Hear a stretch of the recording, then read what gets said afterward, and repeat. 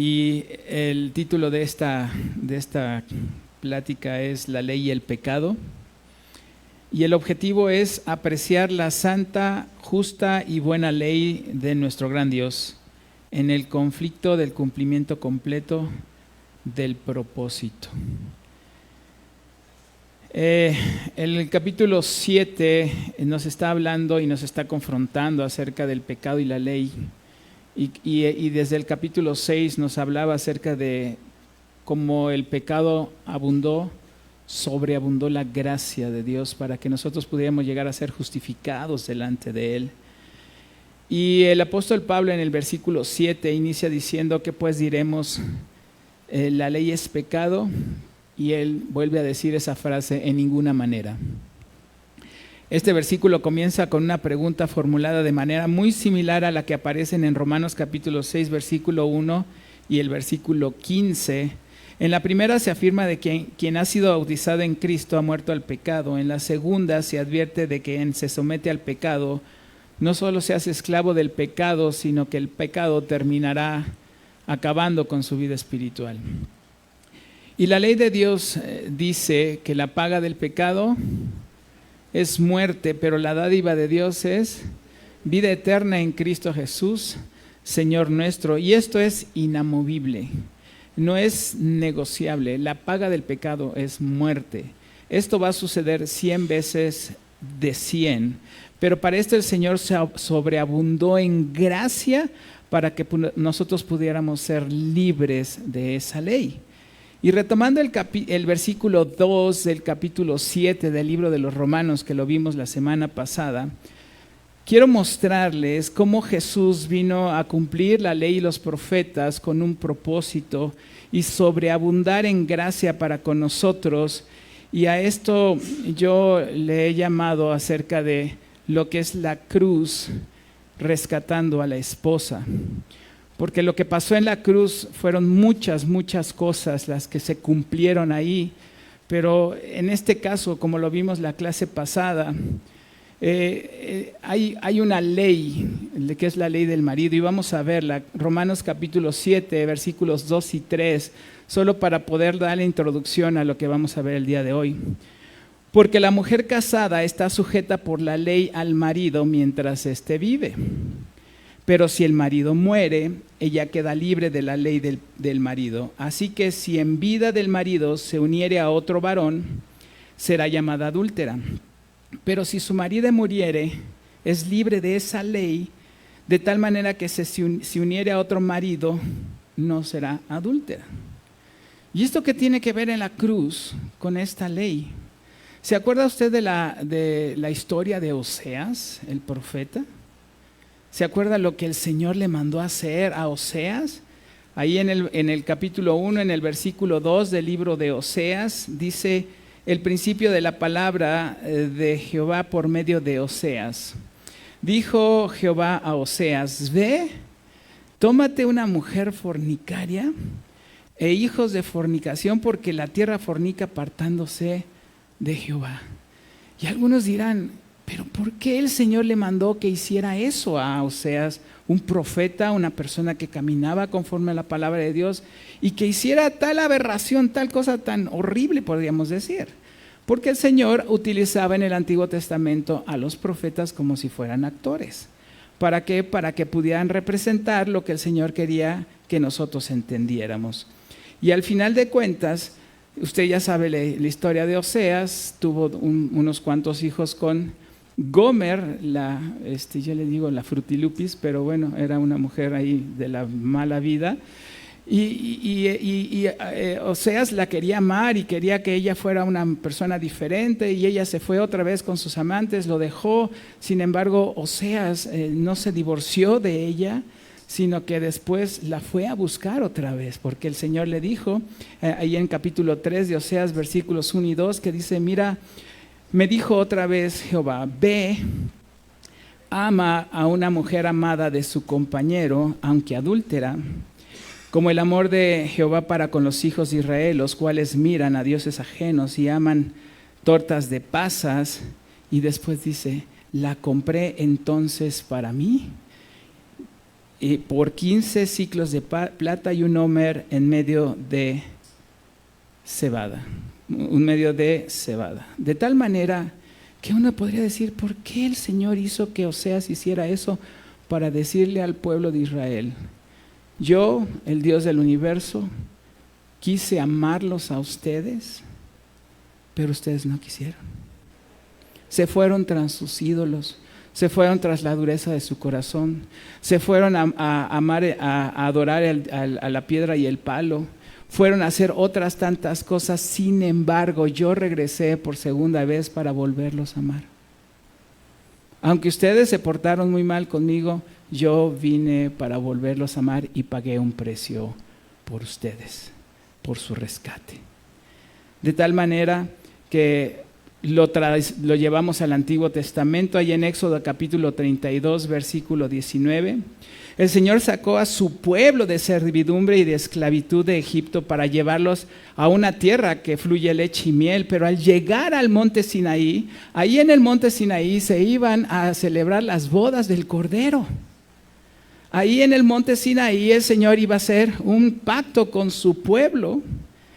Y entonces mandó a su mensajero Moisés al monte Sinaí, al monte que humeaba, para escribir el contrato matrimonial y los votos de la esposa.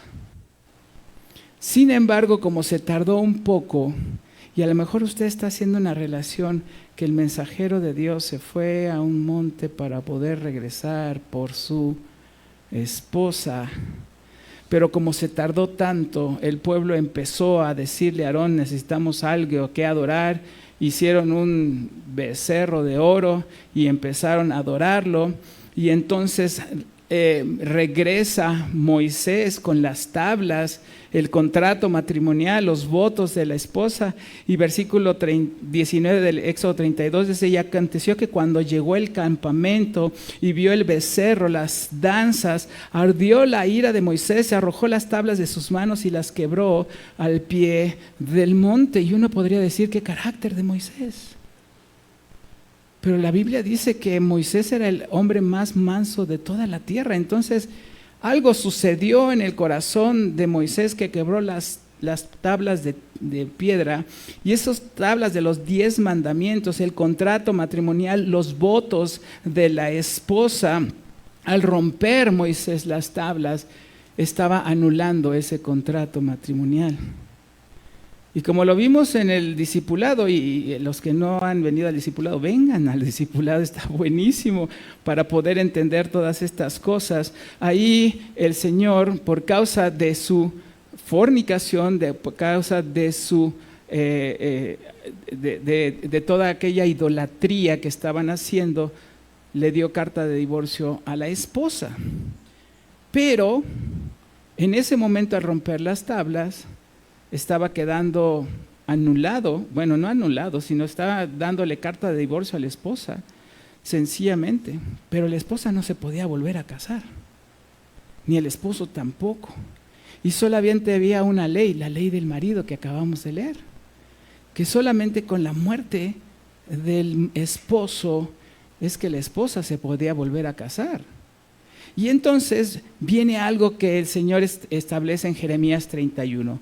Jeremías 31, versículos 31 y 32 dice, he aquí vienen días, dice Jehová, en los cuales haré nuevo pacto con la casa de Israel y con la casa de Judá, no como el pacto que hice con sus padres el día que tomé su mano. ¿Se acuerda usted cuando alguien le propuso matrimonio a las esposas? ¿Qué estaban pidiendo de la esposa? La mano, ¿no? Dicen, vengo a pedir la mano de la esposa. Entonces el Señor tomó la mano, pidió la mano de su esposa para sacarlos de tierra de Egipto, porque ellos invalidaron mi pacto, aunque yo fui un marido para ellos, dice el Señor. Pero tiene un plan, un nuevo pacto, una nueva renovación de ese pacto. ¿Quiénes invalidaron ese pacto? Su pueblo, la novia, ¿no? Pero en ese momento, cuando se rompieron las tablas, en Isaías capítulo 50, versículo 1, dice, así dijo Jehová. ¿Qué es la carta de repudio de vuestra madre con la cual yo la repudié? ¿O quiénes son mis acreedores a quienes yo os he vendido? He aquí que por vuestras maldades sois vendidos y por vuestras rebeliones fue repudiada vuestra madre. Entonces tenía que hacer dos cosas. Tenían que pasar dos cosas. Una, volverla a comprar, pagar el precio. Y segundo, tenía que terminar con ese contrato, con esa carta de repudio. Y entonces podemos ver que la única manera que tenía que pasar para que esa esposa pudiera volverse a casar era la muerte del marido y el pago del rescate. Romanos capítulo 7 nos dice algo maravilloso. Hay una ley del marido que solamente así puede rescatarla. Y entonces el esposo viene a esta tierra y va a la cruz. Y en Lucas capítulo 23, versículo 46 nos dice, entonces Jesús, clamando a gran voz, dijo, Padre, en tus manos encomiendo mi espíritu. Y habiendo dicho esto, expiró. En ese momento el esposo muere. Y la esposa queda libre para volverse a casar. Pero sucede algo que no estaba escrita en la ley. ¿Qué pasa si el esposo resucita de entre los muertos? ¡Wow! ¡Qué increíble! Por cuanto él no pecó, porque la paga del pecado es muerte, pero Cristo Jesús no pecó y al morir él es llevado al sepulcro y en el sepulcro no lo puede retener porque no hay paga para él. Entonces la muerte no se puede enseñorear de él y entonces el sepulcro lo tiene que liberar. Y al tercer día, mire lo que dice Mateo 26, 6 y 7. Al tercer día dijeron sus discípulos, no está aquí, pues ha resucitado como dijo. Venid, ver el lugar donde fue puesto el Señor e id pronto y decid a sus discípulos que ha resucitado de los muertos y aquí va delante de vosotros a Galilea, ahí le veréis, he aquí os lo he dicho, el esposo ha resucitado. Y como la esposa ahora se puede volver a casar, ¿a que no sabe qué hizo? El Señor pagó el precio del rescate de su esclavitud para poder volverse a casar con ella. ¿No le emociona a usted? Parece que no lo veo emocionado. Se perdió un muy buen momento para decir, aleluya, gracias Dios. Nada más que este es un nuevo pacto. Y este nuevo pacto es algo que incluye no solamente al pueblo de Israel, sino a aquellos que son de la fe de Abraham. Nosotros. Romanos 4:16, lo acabamos de ver en el libro de Romanos. Por tanto, es por fe para que sea, ¿qué? Por gracia, versículo a memorizar, ¿no? A fin de que la promesa sea firme para su descendencia, no solamente para la descendencia de la ley, sino también para que es la descendencia de la fe de Abraham, el cual es Padre de todos nosotros. Entonces ese nuevo pacto de volver a tomar a su esposa nos incluyó a nosotros. Como para decirle, gracias Dios, gracias porque tú cumpliste la ley, cumpliste los profetas, cumpliste perfectamente tu palabra para poder rescatarnos nuevamente. Y entonces es cuando nosotros empezamos a ver lo que viene después de esto. Esto es emocionante, lo que viene todavía es más emocionante. Y mire lo que pasó con el pueblo de Israel, cuando el Señor le muestra esta escena con el libro de Oseas. ¿Cómo respondió el pueblo de Israel? Y siguió infiel. La pregunta es, ¿cómo vamos a responder nosotros? como el pueblo de Israel? ¿O empezaremos a ser un pueblo fiel?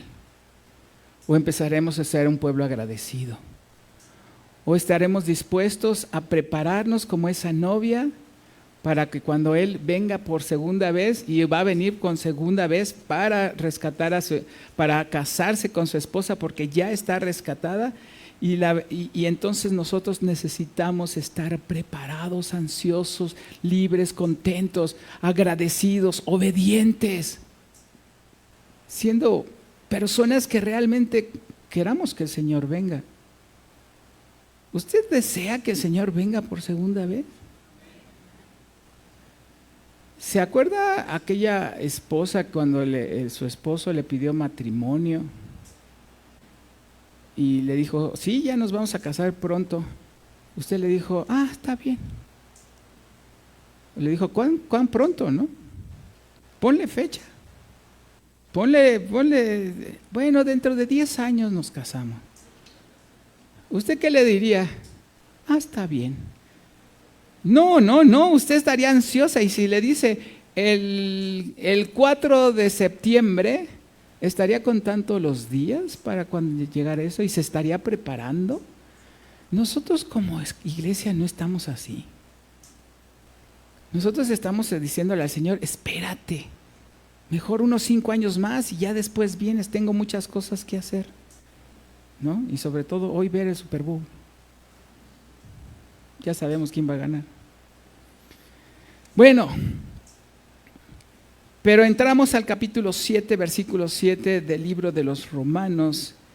Pero antes de empezar a ver lo que es el pecado, que el pecado en la palabra hebrea significa una ofensa habitual o una pena por la ofensa. Y en la palabra griega, la palabra pecado significa errar en el blanco y así no participar del premio. Errar en el blanco para no participar del premio, eso es pecado. Haga de cuenta que yo le voy a poner aquí un tiro al blanco y el que le pegue al blanco se lleva una Biblia. Muchos van a decir, no, mejor no le pegues al blanco. Eso es pecado. No quererse llevar el premio que Dios tiene para cada uno de nosotros, y el premio mayor que el Señor tiene para nosotros es la vida eterna. Entonces, cuando nosotros no queremos pegarle al blanco es porque no queremos la vida eterna. Entonces, mejor le tiramos para todos lados porque no queremos el premio. Pero vamos a ver lo que significa la palabra pecado de acuerdo a la Escritura. Una pregunta de la Biblia se contesta con la Biblia. Primera de Juan, capítulo 3, versículo 4, definición de pecado. Dice Primera de Juan 3, 4, todo aquel que comete pecado infringe también la ley, pues el pecado es infracción de la ley. Y nosotros estamos viendo que la ley no es mala, la ley es buena. Entonces todo aquel que infringe algo malo, algo bueno, comete lo malo. Entonces versículo 7 de Romanos 7. ¿Qué pues diremos? ¿La ley es pecado? La infracción de la ley es el pecado.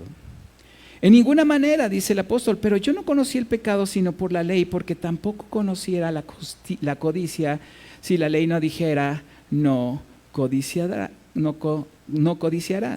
En esta tercera pregunta, Pablo se asegura de que comprendemos con claridad que la ley no es pecado, porque si no fuera por la ley no habríamos conocido el pecado. Y estando en el grupo de jóvenes, yo les decía que la ley es un recordatorio de las cosas que sí debemos de hacer para que nos vaya bien y de las que no debemos de hacer porque si las hacemos nos va a ir mal. Es como los papás con los hijos. No hagas esto. Eso es legalismo, papá. No, simplemente no lo hagas porque te va a ir mal. Si la mamá tiene una olla en la estufa y está caliente, llega el niño y quiere agarrar la olla, ¿qué le dice la mamá? No lo toques. ¿Por qué no? Te vas a quemar. ¿Qué es eso? ¿Qué es quemarse? pues, ¿quieres que te dé una clase de física para que sepas lo que es? Es algo que te va a doler. Y al final de cuentas, ¿qué hacemos los cabeza dura? Pues a tocarlo. Y cuando lo tocamos, ¡ah! ¡Me quemé! ¿Qué esperabas? Es la respuesta de la ley. ¿Te dolió? La ley nos dice, no hagas esto porque te va a doler. Mejor haz esto y te va a ir bien. Eso es la ley, algo que regula nuestro comportamiento. Pero cuando no hay ley, pues no hay pecado, porque no hay transgresión de la ley. Y algo que me llamaba mucho la atención cuando yo estaba en la universidad, que me iba a la universidad en camión, vi un letrero en el camión que dije, no puede ser, ¿por qué ponen este letrero aquí? No lo entiendo. Y lo platicábamos en el grupo de los jóvenes universitarios, que le decía el letrero, no escupir. Yo decía, en el camión dicen no escupir. Pues ¿quién va a andar escupiendo? Y entonces yo dije, bueno, pues guácala, ¿no? Es en el original hebreo. Yo dije, guácala. ¿Quién va a estar escupiendo? Pero si hay un letrero ahí, es porque hay personas que lo hacen.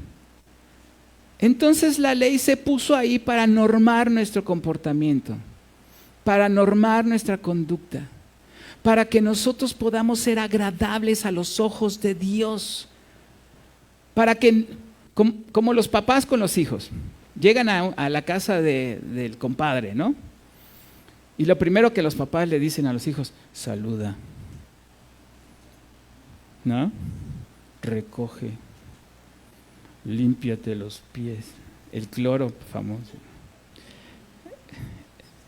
Tus suegros no son la única persona. Y yo le decía a mi mamá que en la entrada ella tenía una fuga de agua, porque siempre estaba lleno de agua, una jerga para pisar ahí y luego secarse adelante. Le digo, mamá, la fuga de agua ya, háblale al plomero. Pero ella siempre lo tenía ahí. Y lo primero que me decía, límpiese los pies. Y cuando llegamos a la otra casa, límpiate los pies. No subas los pies en la silla. ¿Verdad? Una serie de instrucciones para que el comportamiento del hijo fuera agradable al papá. Pero no nada más para que fuera agradable al papá, sino para que le fuera bien en la vida después de eso. Así es Dios con la ley. La ley no es algo que nos tiene atados y una carga pesada que llevar. Es unas normas, comportamientos para que podamos ser agradables delante de Dios y nos vaya bien en la vida. Pero ¿qué pasa cuando no hay esas leyes? ¿Cómo llegan los hijos a la casa del compadre? Como chivas sin arriero, ¿verdad? Ay, Dios. Así es que la ley nos enseña qué está bien y qué está mal y qué es lo que nos puede pasar si hacemos las cosas mal. La palabra Torah significa enseñanza, no significa ley, significa enseñanza. Es una serie de normas que nos enseñan que nosotros debemos de seguir ese patrón para que nos vaya bien en la vida. Y esa enseñanza es el comportamiento, el sentir, el pensar, el actuar que refleja el carácter de Dios para con nosotros. Dios lo único que quiere es que su carácter esté en nosotros y para eso nos pone leyes. Bueno, no leyes, enseñanzas, órdenes, mandamientos. Versículo 8 de Romanos 7. Mas el pecado, tomando ocasión por el mandamiento, produjo en mí toda codicia, porque sin la ley el pecado está muerto. Si no hay ley, pues no hay transgresión. Pero entonces, ¿por qué el mandamiento produjo en mí codicia? Porque cuando algo nos dicen a nosotros que somos bien contreras, todo lo hacemos al revés. Si nos dicen llega temprano, ¿qué hacemos? Llegamos tarde. Entonces mi papá me decía, ¿sabes qué? Llega lo más tarde que puedas, por favor. No te quiero aquí en la casa a las 10 de la noche, no te quiero. por favor, quiero descansar de ti. Ah, no, pues ahí llegaba yo a las 10. Entonces mi papá decía, aplicamos la técnica Contreras. Bueno, a veces Dios hace lo mismo con nosotros. Pero ¿qué es lo que produce? ¿Qué pasa cuando el Señor dice no hagas esto? Lo primero que hay en un corazón no regenerado es codicia. ¿Se acuerda de lo que pasó en el huerto de Edén? Génesis capítulo 2, versículo 9. Fíjese bien.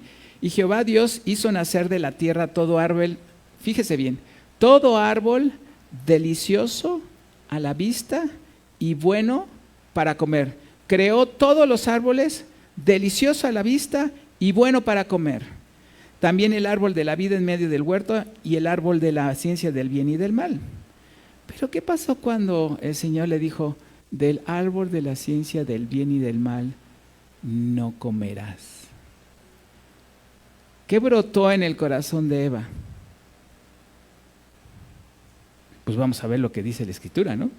En Génesis capítulo 3, versículo 6 dice, y vio la mujer que el árbol era bueno para comer, que no todos eran iguales, bueno para comer, ¿sí? Y que era agradable a los ojos, delicioso a la vista, todos eran.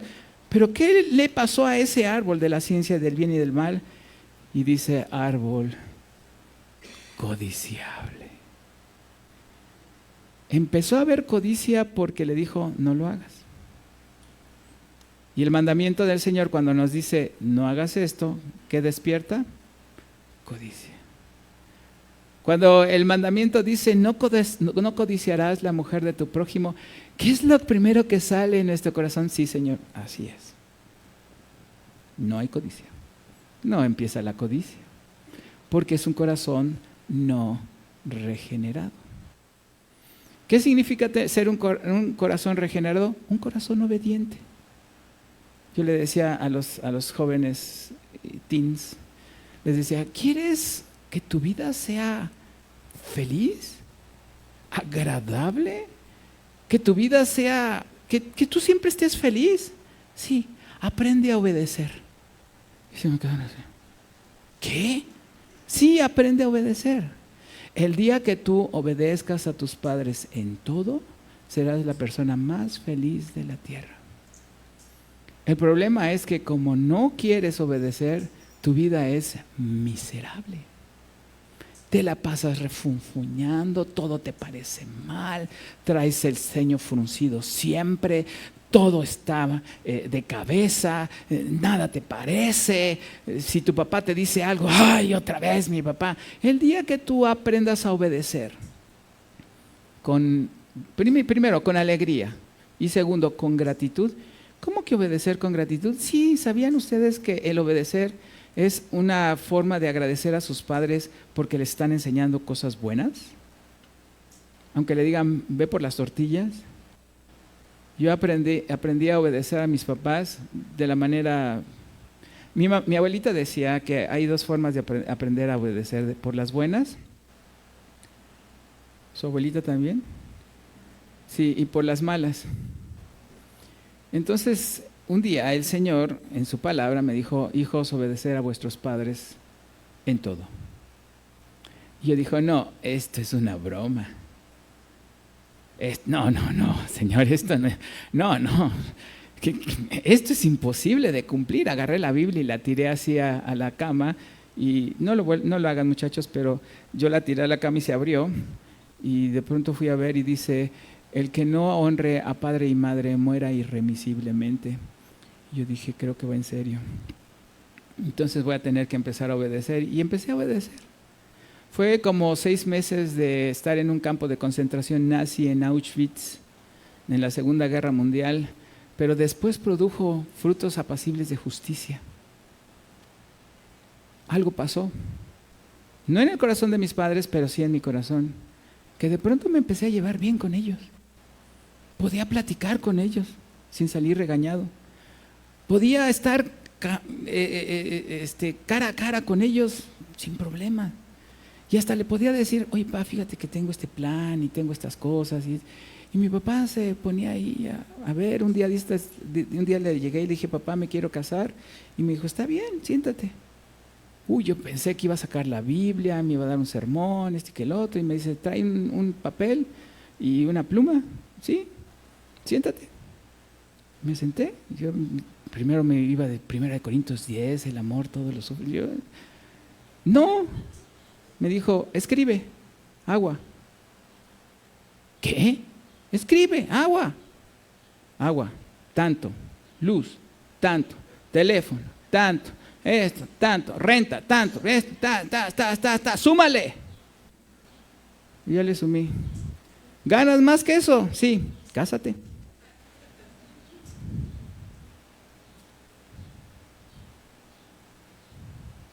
A veces Dios es así. No es tan complicado Dios. Nosotros lo hacemos complicado. Nosotros hacemos las cosas que aparentemente son difíciles para nosotros. Para Dios es todo más simple, más complicado. Su yugo es fácil. Su carga es. Pero a nosotros nos gusta meterle más carga, ¿verdad? Y nos dice, tienes que morir al pecado. ¿Cómo se hace eso, Señor? Es muy simple. Si usted quiere ser libre de la ley de tránsito, ¿qué tiene que hacer? Una de dos: obedecer las leyes de tránsito, o dos, no compre carro. Ande a pie, ande en transporte público. Si usted anda a pie en transporte público, usted tiene que ver que si no estacionarse, que si vuelta a la derecha, que si el semáforo se puso en rojo, que si esto y que lo otro, ¿verdad que no? Eso es morir al pecado. No participe de ello. No participe. Váyase de ahí. Busque otra manera. Vea mejor, vaya por el camino de la justicia y se va a librar usted de la ley del pecado. Van a llegar en su trabajo y vámonos a la fiesta. Gracias, tengo reunión de oración. Oye, que vámonos para acá. Tengo célula. Oye, que vamos para acá. Voy a la reunión. Pero no tienes nada que hacer. El que no tenga nada que hacer, como decía papá, póngase a orar. Y al final de cuentas nos libramos de la ley del pecado, no participando de eso. Pero cuando queremos participar de la ley del pecado y querer participar de Dios, no vamos a poder. Entonces, versículo 9. Y yo sin la ley vivía en un tiempo, pero venido el mandamiento, el pecado revivió y yo morí. Mejor explicado no está, ¿verdad? Vino el mandamiento, me di cuenta que estaba mal, morí al pecado. Me aparté de eso, me fui de ahí. Mejor yo muero a esto. ¿Para qué me pongo a luchar contra el pecado? Es como en las discusiones matrimoniales. Queremos ganar el argumento. En una discusión matrimonial, querer ganar el argumento, nunca vamos a llegar a ningún lado. Entonces, ¿qué se tiene que hacer en una discusión matrimonial? Ganar el corazón. En lugar de estar discutiendo a ver quién tiene el mejor argumento, mejor vamos ganando el corazón. Cuando nosotros estamos dispuestos a ganar el corazón, cedemos, platicamos, porque a veces estamos en el querer ganar el argumento y no escuchamos. No escuchamos lo que nos están diciendo. Simple y sencillamente estamos preparando nuestra contrademanda. Y antes de terminar la discusión, todo eso termina en guerra. A veces uno llega del trabajo, trae los zapatos sucios, la esposa acaba de trapear y uno llega, ensucia con los zapatos y la esposa dice, ¿no? Cuenta hasta 10, tranquilízate, Espíritu Santo, ven sobre mí, toma control de mí. Y el esposo, ¿qué decimos? ¡Ay, se va a volver a ensuciar! No se trata de eso, no se trata de ver quién gana el argumento, se trata de ganar el corazón. ¿Qué es lo que yo tengo que hacer para ganar el corazón? Ir por el trapeador y decirle a mi esposa, no te preocupes, yo lo limpio. Se acabó el problema. No más discusión. Entonces, yo vivía sin la ley, cuando vi la ley, me dijo que todo lo que estaba haciendo era pecado, entonces lo mejor que yo puedo hacer es morir al pecado. Pero hay algo que también tenemos que aprender, tenemos que ser congruentes cuando decimos que hemos muerto al pecado. Gálatas capítulo 2, versículo 18 y 19 dice: porque si las cosas que destruí, las mismas vuelvo a edificar, transgresor me hago. Porque yo por la ley soy muerto para la ley a fin de vivir para Dios. Si yo ya acabé con algo, ¿por qué tener que regresar a eso? Yo no entiendo. De veras, a veces platico con los supuestos cristianos que a veces yo digo que son como cristianoides, alguna cosa extraña. Que les digo, amigo, ya lo abandonaste, lo habías dejado, ya el gordo panzón rojo de Coca-Cola que llega en diciembre, ¿ya te diste cuenta que es una mentira? ¿Ya? ¿Pero por qué ahora lo vuelves a tomar? Ay, es que los nietos. Qué bonita ilusión. Híjole. Le voy a platicar algo rápido así para que vea la bonita ilusión. Cuando yo me enteré, estábamos sin Cristo, me enteré de que mis papás me habían mentido toda la vida. Yo dije, ok, un día me las van a pagar. Sin Cristo así somos. No tomen en cuenta lo que les voy a decir, solamente es un ejemplo. Estando en la preparatoria, entré en un periodo de rebeldía raro, pero los chicos de preparatoria, secundaria y preparatoria, es difícil que se rebelen, pero en ese caso yo me rebelé. Y empecé a sacar muy malas calificaciones. ¿Y qué era lo que estaba haciendo yo? Agarraba las calificaciones de uno de mis amigos que le iba súper bien, que tenía puros 10, agarraba su boleta, le ponía encima mi nombre, le sacaba una fotocopia y se la llevaba a mi papá. Y mi papá decía, wow, qué increíble, mi hijo, ¿no? Yo pensaba que era medio burro, pero no, es inteligente el muchacho. Y así todo el tiempo hasta que de pronto lo mandan llamar a mi papá de la preparatoria, el director de la escuela, y entonces le dijo, oiga, quiero platicar con su hijo porque la verdad está muy mal, va muy mal su hijo. ¿Cómo que muy mal si me lleva puros 10? ¿Qué? 10? No, de ninguna manera, mire, va reprobado. Entonces vamos a tener que hacer algo con él, etcétera, etcétera. Entonces mi papá llegó y entonces bien enojado me dice, ¿qué te pasa? Me estuviste engañando todo este tiempo. Tranquilo. Qué bonita ilusión. Mientras duró, qué bonita ilusión, ¿no? Así es que tú me hiciste lo mismo, aguántate. Bueno, no lo hagan, muchachos. Porque las cosas que yo destruí, las vuelvo a edificar. Transgresor me hago. Tengo que ser congruente. Y si ya dejé algo, lo tengo que dejar. Y si ya le dije al Señor, Señor, a partir de ahora voy a caminar en tu palabra, voy a caminar en tu palabra y no me voy a regresar. Tengo que cumplir con lo que prometo, que mi sí sea sí y mi no sea no. Y todo lo que viene después de esto de mal procede. Entonces, si morimos al pecado, morimos al pecado. Versículo 10 y 11 de Romanos 7, ya me voy a dar prisa. Y hallé que el mismo mandamiento que era para vida, el mandamiento era ¿para qué?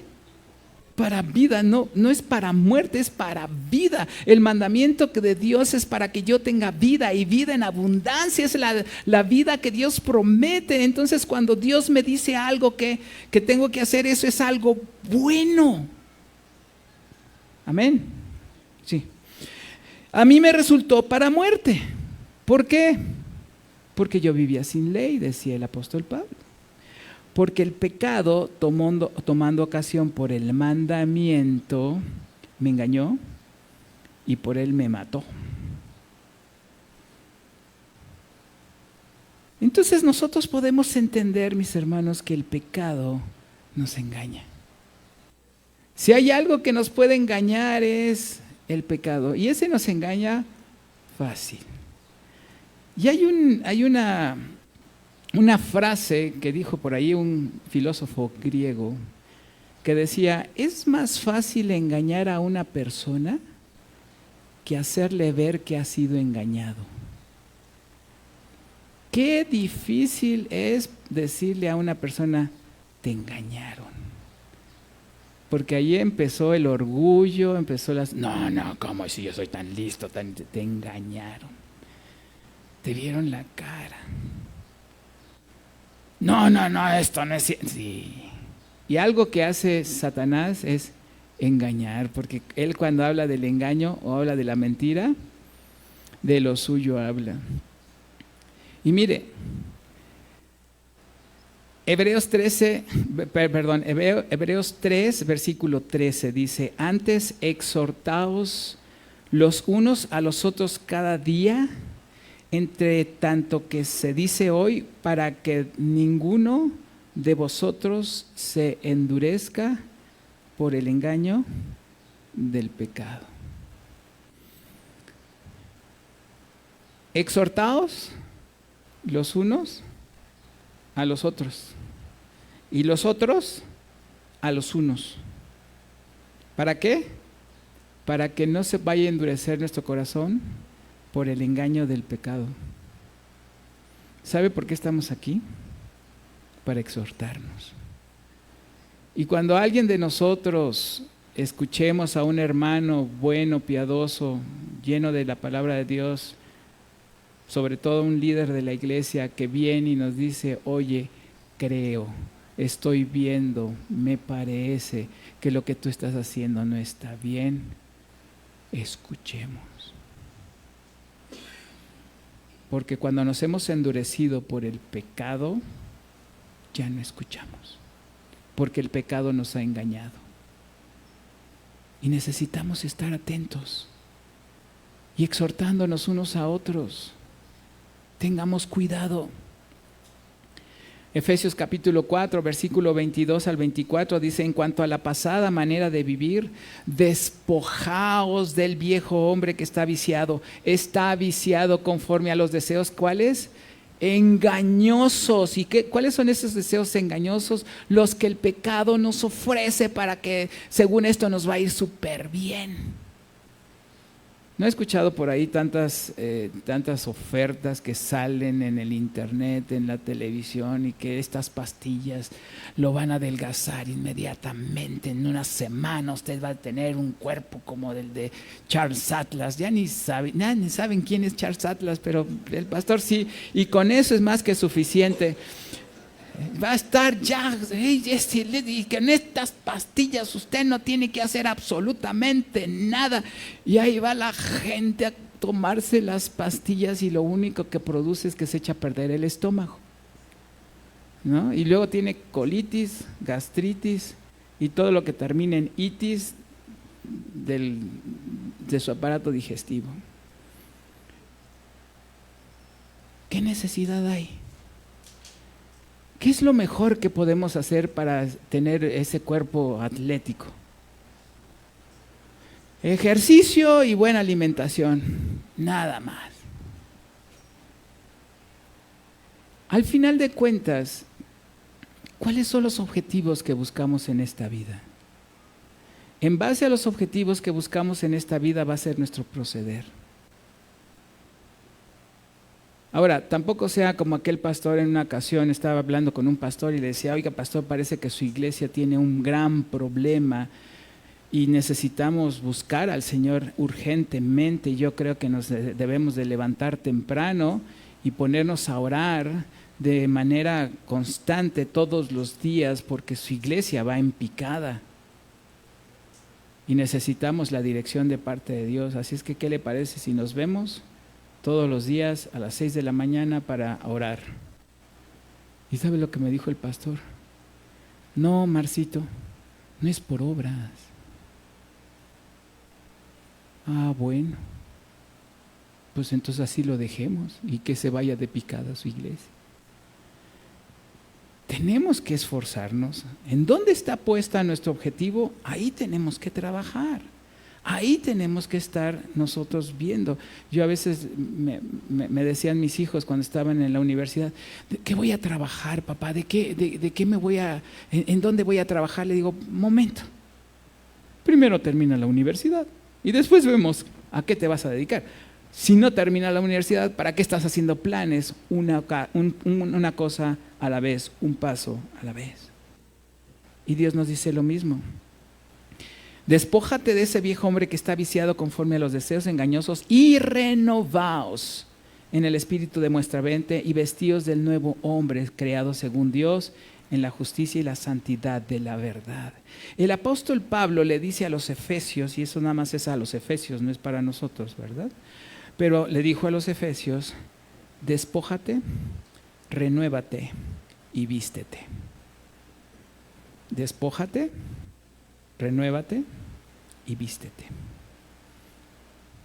Dándonos a entender que esas son cualidades y necesidades que nosotros tenemos que hacer.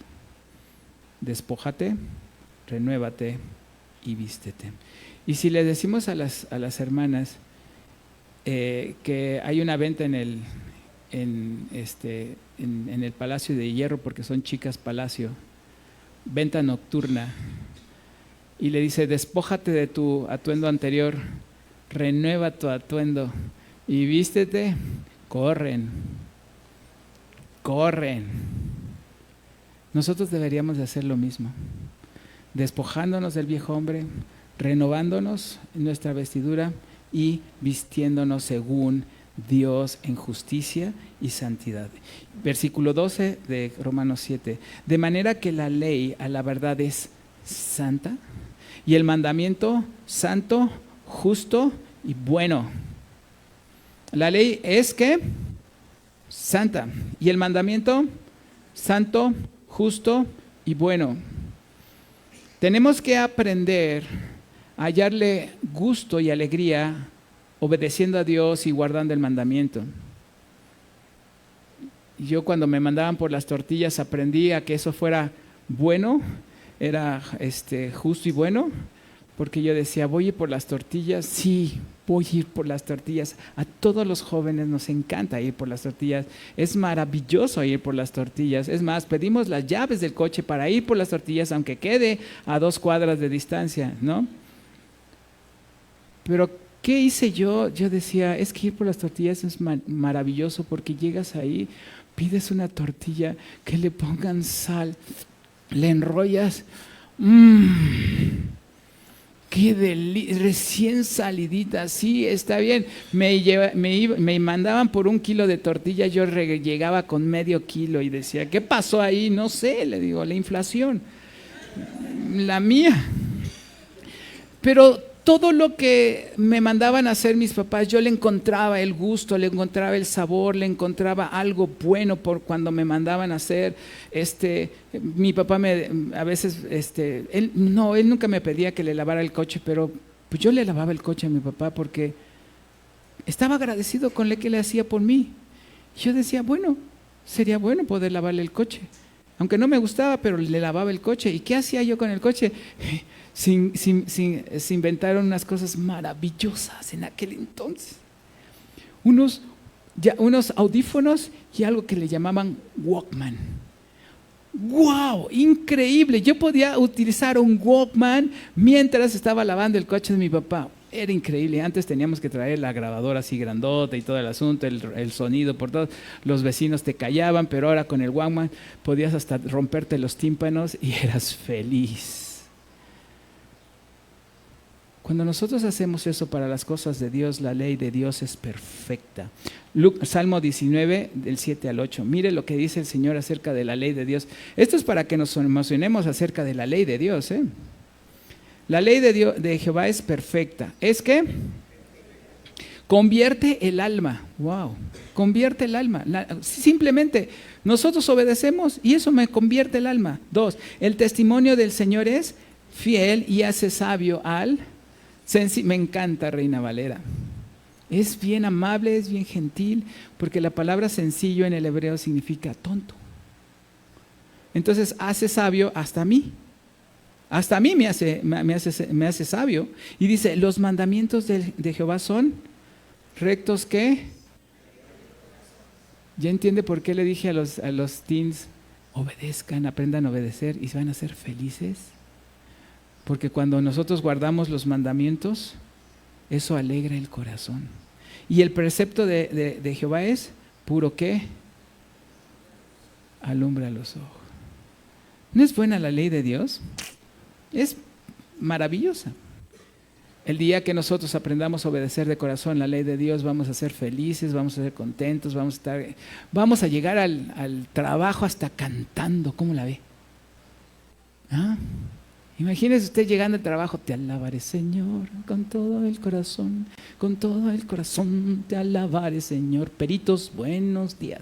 Cantaré todas tus maravillas. Jefe, que Dios lo bendiga, todas tus maravillas te alabaré Señor. Y ahora el bonche así de papeles por resolver. Viene Señor, ¿no? Y empezamos una y otra, y empezamos a trabajar, empezamos a hacer las cosas bien. ¿Por qué? Amamos a Dios porque amamos su ley, porque su ley produce alegría en nuestro corazón, porque es bueno, porque alumbra nuestros ojos, porque nos da vida, porque es algo bueno para mí, y eso me hace morir automáticamente al pecado. Necesitamos enamorarnos del Señor. Y ya voy a terminar, ya nada más me falta un versículo y con esto termino, pero le voy a decir cómo es enamorarse del Señor. Imagínese usted que va a hacer algo que usted realmente le apasiona, ir a echarse una cáscara de básquetbol. Yo sé que a todos les encanta el básquetbol. Entonces, usted va con su balón, ¿no? Void, ya ni existe, sí, todavía existe Void. Va con su balón Void, nuevo, con sus amigos. Va hacia la cancha de básquet, todos felices, contentos, animados, y de pronto por el otro lado pasa la Dulcinea. ¡Wow! Usted la ve a la Dulcinea, ¿no? Y de pronto la Dulcinea le saluda. Hola. Y hasta decimos, ¿yo? ¿Seré yo? De todos, ¿seré yo? ¿No? Y le dice, sí. ¿Qué hace usted en ese momento? Es soltero, obviamente. Va con sus amigos, es soltero, va a jugar lo que más le apasiona, lleva su balón.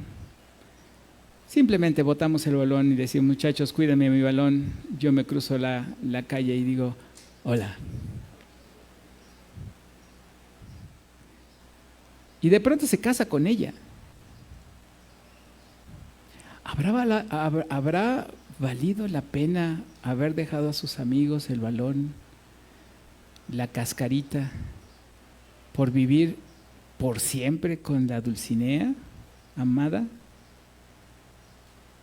Usted añoraría, híjole, ¿qué hubiera pasado en esa cascarita? ¿Hubiera ganado o perdido?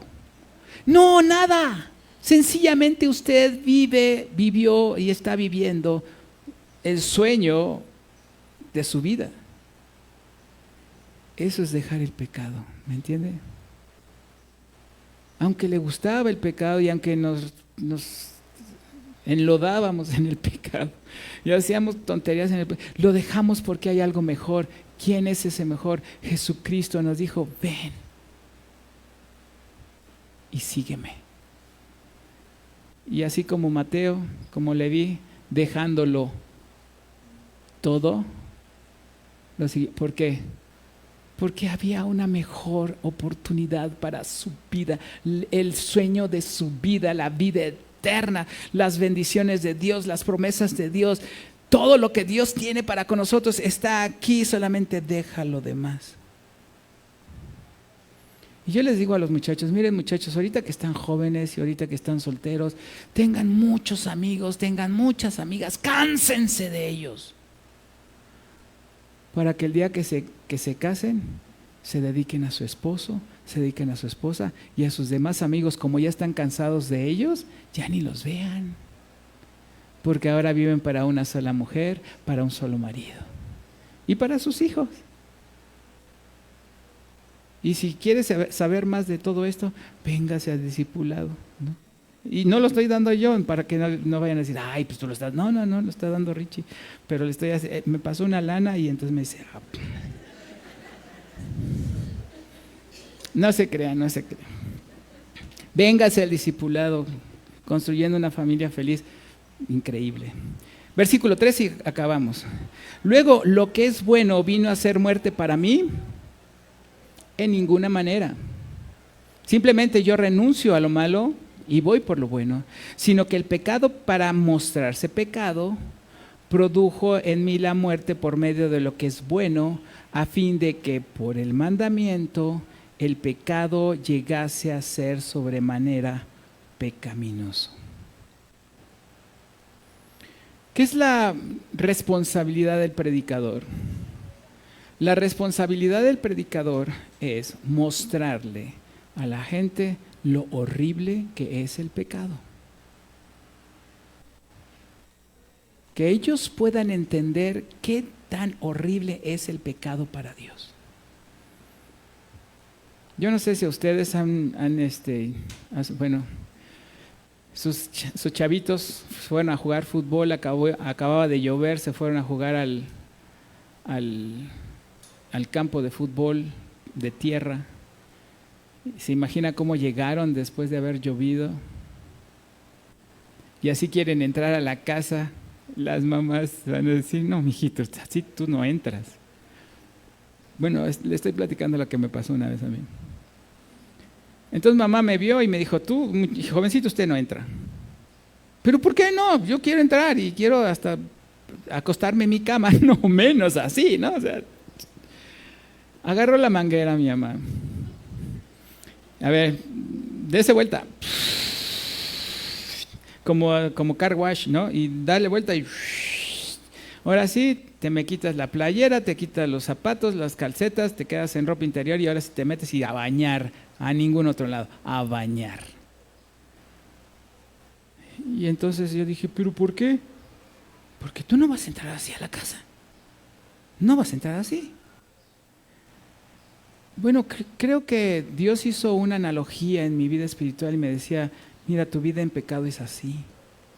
Y tú no vas a entrar a mi casa así. Así es que te tengo que lavar y tallar con la palabra de Dios una y otra y otra y otra y otra hasta que quedes bien. Y una vez que estás bien, te pongo tus vestiduras blancas. ¿Estamos dispuestos a pasar por el proceso? Gálatas 3, 21 y 22 y con esto ya nos vamos. Luego, ¿la ley es contraria a las promesas de Dios? En ninguna manera. Porque si la ley dada pudiera vivificar, la justicia fuera verdaderamente por la ley. Pero la justicia no es por la ley, sino que la justicia es por gracia. Mas la Escritura lo encerró todo bajo pecado, para que la promesa que es por la fe en Jesucristo fuese dada a los creyentes. Entonces, si estamos en condición de pecado, podemos ser lavados con la palabra de Dios, restaurados con la palabra de Dios, limpiados con la palabra de Dios, y entonces ya estamos dispuestos para poder obedecer el mandamiento de Dios, porque la ley de Dios es buena, porque la ley de Dios abre nuestros ojos, porque la ley de Dios nos alegra el corazón y porque la ley de Dios nos hace cada vez más parecidos a Jesucristo. ¿Cómo le vamos a responder al Señor después de esto? ¿Oramos?